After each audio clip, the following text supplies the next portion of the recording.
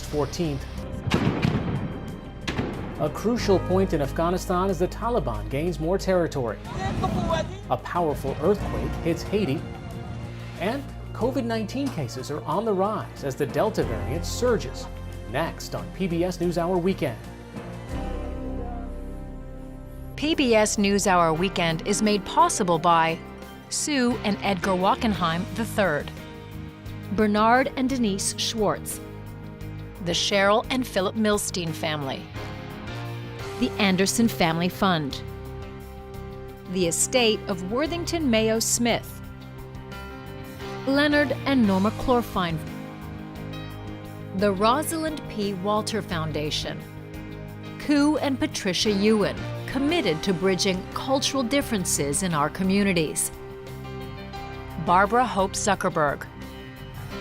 We try to live in the moment to not miss what's right in front of us. At Mutual of America, we believe taking care of tomorrow can help you make the most of today. Mutual of America Financial Group, retirement services and investments.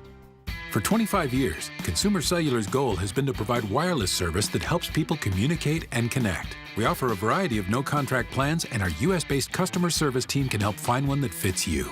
To learn more, visit consumercellular.tv. Additional support has been provided by the Corporation for Public Broadcasting, a private corporation funded by the American people, and by contributions to your PBS station from viewers like you. Thank you.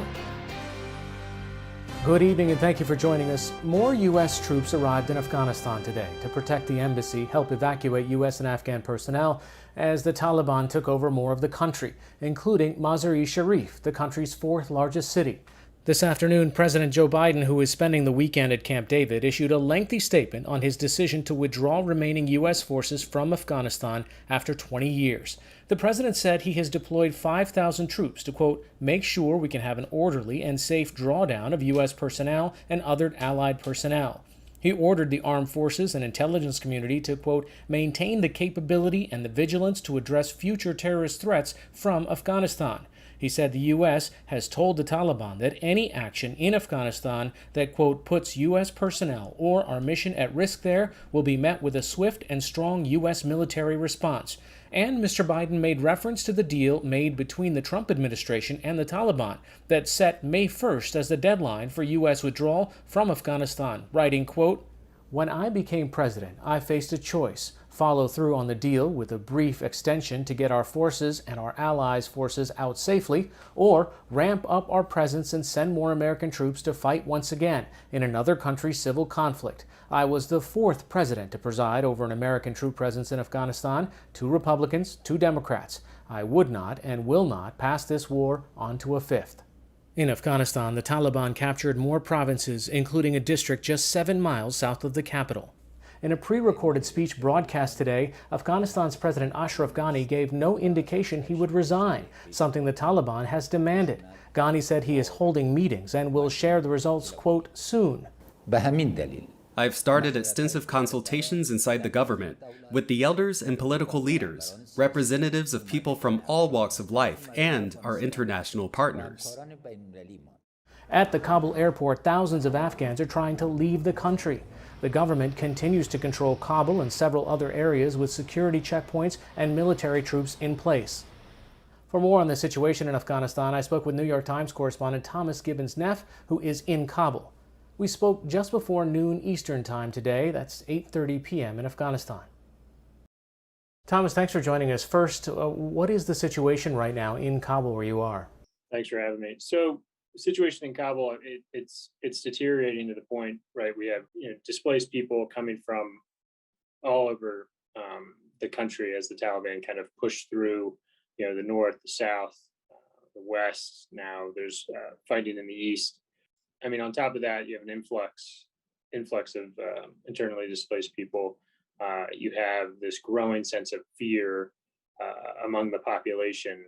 I think today there was an expectation that Afghan President Ashraf Ghani would have resigned given the deteriorating situation in the country and this wave of Taliban gains, including more than half of the provincial capitals in the country. and he did not. Right, so it almost sounded like it was setting up for a fight, and people in Kabul, Afghans in Kabul, who have been around in the '90s, you know, during the Soviet invasion, it is a bloody fight, and now, you know, after 20 years, it's a population of 5 million. So, you know, whatever comes next could very well be disastrous. Tell me, one of the questions that people are wondering is where is the Afghan military in all this? I mean, yesterday we heard the State Department say, look, the Afghan forces number more than 300,000. They have trained specialists. The U.S. has been training them for so long.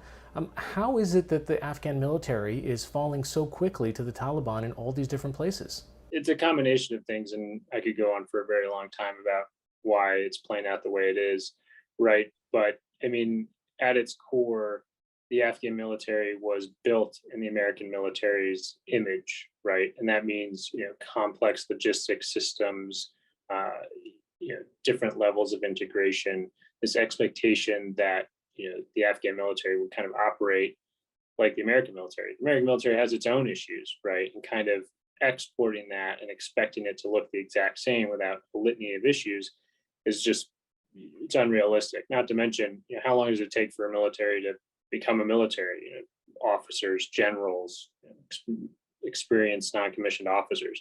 That's not there. And then kind of couple that with, you know, poor leadership, widespread corruption, and, you know, other factors that have kind of led to this moment, right, where soldiers and police on the front line have no faith in their government because they don't trust their leaders. You know, that's just kind of all dissolved as the Americans, who have provided air support for so long, that the Afghan military and police have become so dependent on, as soon as they kind of eased off the gas, the things started to come across, you know, come apart at the seams. And, you know, that's left, you know, the Afghan Air Force, which is a small but professional force and capable, but not nearly big enough to cover the geographic spread of Afghanistan, and the commando units, which are been, you know, well trained, well equipped, can fight moderately well because they have that kind of core leadership that motivates their rank and file. Again, is not big enough to handle what the Taliban have managed to throw at them. Tell me what's happening on the kind of humanitarian front. If you have these internally displaced people coming from all over the country into Kabul, because that's the last place, or you have them leaving the country, that means that's a strain on the neighborhoods, so to speak, the countries that are adjacent to it. Where are they going to get the basic necessities? Are they just living and camping in parks on the street? Yeah, I mean, that's a great question. I mean, you kind of have to imagine right now we're in the middle of an explosion, right? As these people, you know, flee from different provinces to other provinces in the country. I mean, you know, I was in Kandahar, I guess a week ago now, you know, with you know, my Afghan colleagues, a photographer, and we had visited you know, a displaced persons camp, and you know, there were barely any you know, resources available. The government was struggling to provide for them, and now that area is completely under Taliban control. So it's kind of this moving line of issues that need to be addressed, but just aren't because everything's moving so quickly.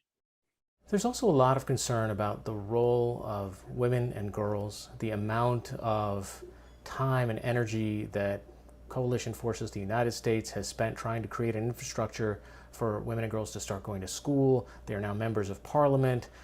They're in all kinds of jobs. Does that all go away with the snap of a finger when the Taliban comes to town? You know, definitely people in the West, definitely in the United States are watching that. And I think, you know, the Taliban have kind of given these half-hearted assurances, or, you know, words kind of enshrined in their own language about Sharia.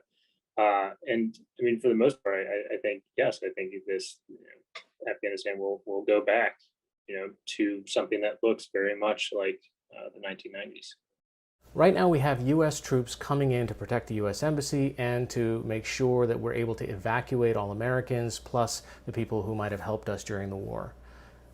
That plan was put into place at a time when the Taliban was not gaining control of the rest of the country. So how desperate is that situation right now?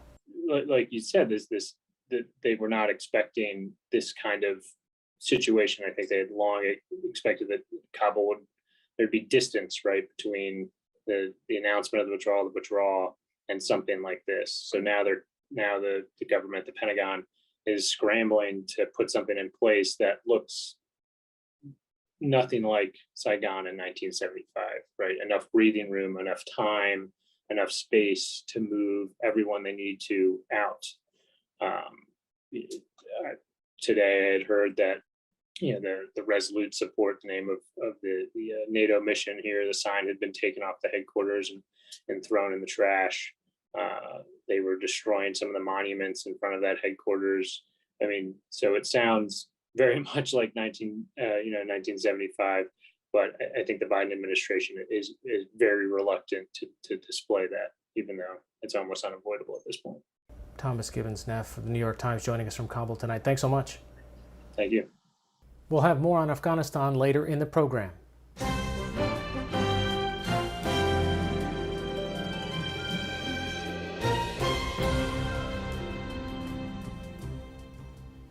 A 7.2 magnitude earthquake struck Haiti today.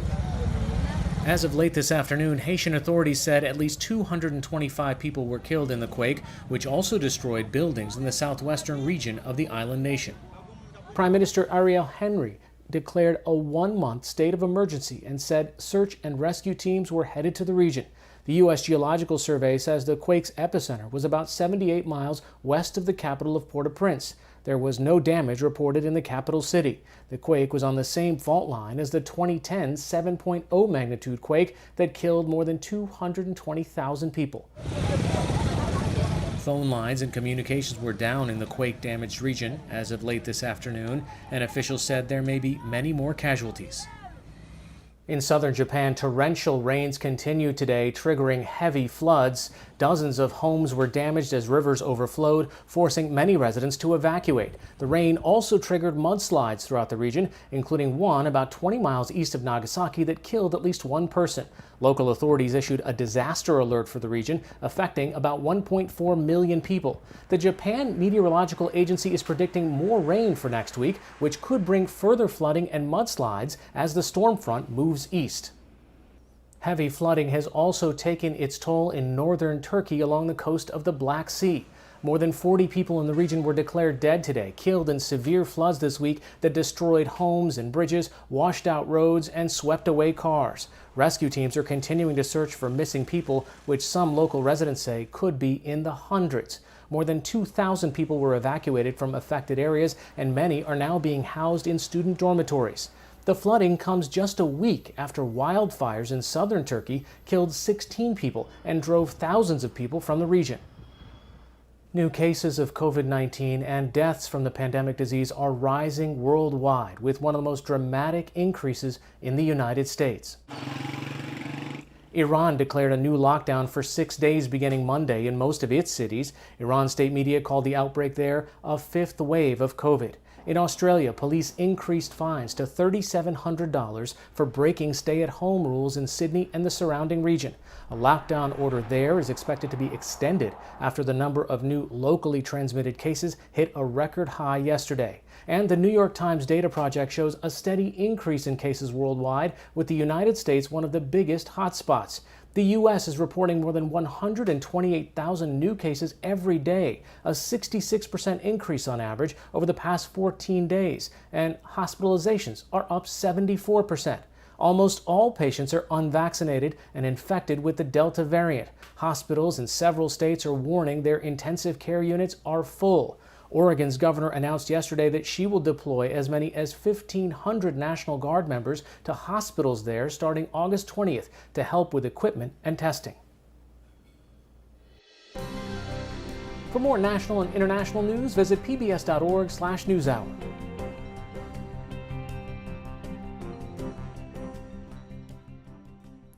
When the United States invaded Afghanistan in 2001, the Taliban quickly ceded control.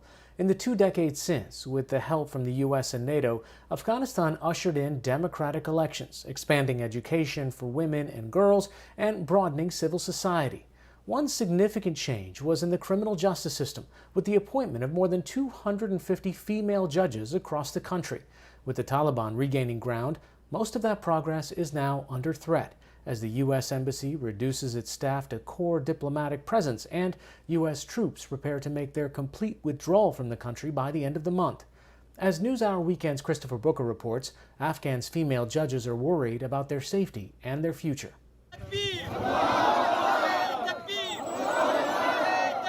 If there was any ambiguity surrounding the intent of the Taliban, it's mostly gone now. As each province falls, whether in the north, south, east, or west, their sprint through the country seems to be part of a larger effort for complete control of Afghanistan. While the capital city Kabul still stands, as the Taliban expands their control from Kunduz last Sunday to Kandahar, Herat and Lashkar-Gah on Friday, the circle surrounding democratically elected Afghanistan continues to shrink.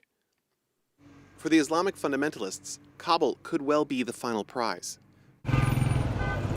But for those Afghans currently in that rapidly shrinking space who have been participating in the nearly 20-year effort to build a more robust civil society, a Taliban victory will most certainly be accompanied by untold terror.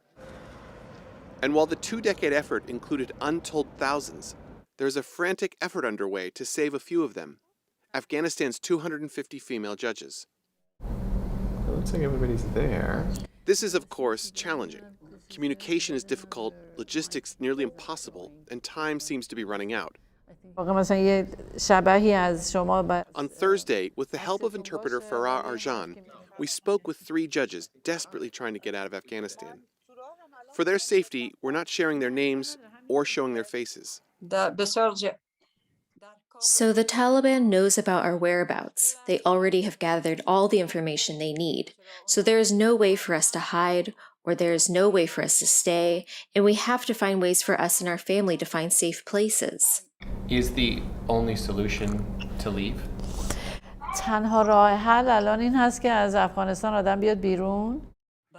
This is obvious, and you see what is going on, that the Taliban is coming to Kabul. They are going to kill us, but also our families, and it is creating a lot of stress for us. Over the past 20 years, the civil society of Afghanistan has been dramatically transformed. In 2003, just 2 years after the Taliban rule ended, fewer than 10% of girls were enrolled in primary school. By 2017, that number had risen to 33%. And when the U.S. first arrived, there were 0 women serving as judges. Today, Afghanistan's 250 female judges make up about 10% of the country's judiciary. People also changed, and democracy grew, and it's a pity that the Taliban is coming. They're going to ruin everything, all of our achievements. Does she feel abandoned by the West and the Americans? If this is not considered a political response, definitely. They created a crisis for us, and now they have left. Everything that a woman judge is anathema to the Taliban ideology. Judge Vanessa Ruiz is a senior judge for the U.S. Court of Appeals in the District of Columbia. She is also a former president of IAWJ, the International Association of Women Judges. The coalition of 6,500 female judges from around the world was founded nearly 30 years ago. IAWJ started working and supporting female judges from Afghanistan in 2003. Judge Ruiz worked with many of them through the years. They represent everything that the Taliban do not want women to do or to be. The last time the Taliban were in control in the 90s, when they took control back then, the judges were the first women that the Taliban went after to remove them from their positions.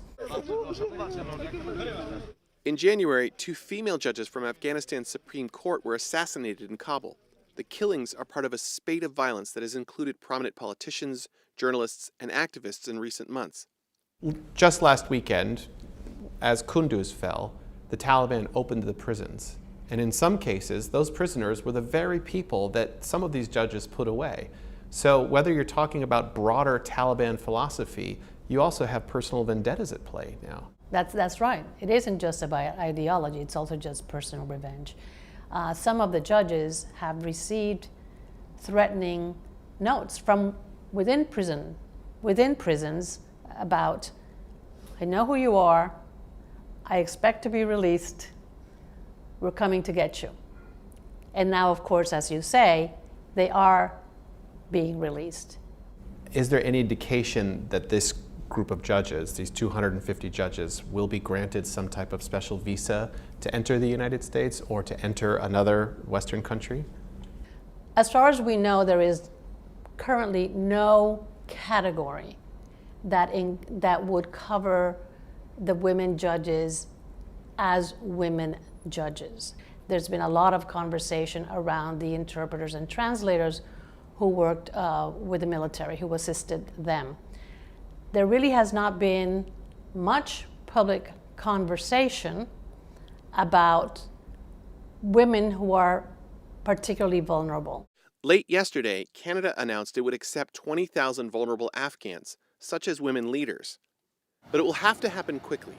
In recent days, reports have emerged of Taliban brutality, stories of executions and forced marriages in the areas where the Taliban has taken control.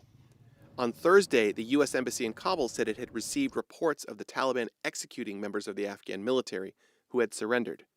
Has the IAWJ faced a crisis like this before? Never this kind of countrywide basis where all of the women judges appear to be at risk. We need to be able to help them have real options to decide where they will be safe. We cannot decide for them what they will do, but it is very clear, I think, you've heard it in the interviews, they have been quite direct in saying that if they stay, they think they will be killed and that their families will be killed. And the question is, how can they make it to a place of safety? Right now, as far as I can tell, there is no coordinated mechanism for the women judges to get to that place of safety.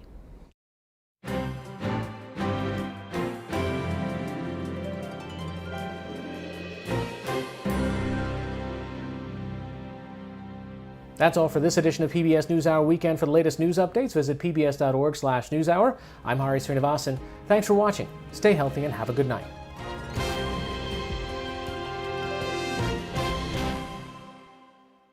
PBS NewsHour Weekend is made possible by Sue and Edgar Wackenheim III, Bernard and Denise Schwartz, the Cheryl and Philip Milstein family, the Anderson Family Fund, the estate of Worthington Mayo Smith, Leonard and Norma Chlorfine, the Rosalind P. Walter Foundation, Koo and Patricia Ewan, committed to bridging cultural differences in our communities, Barbara Hope Zuckerberg.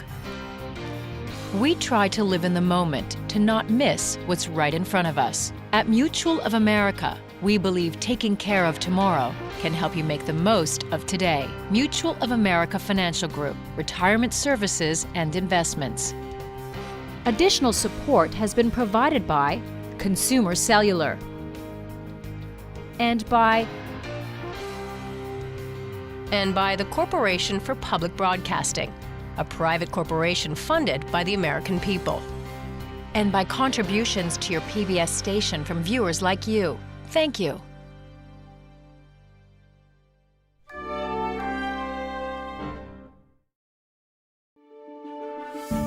You're watching PBS.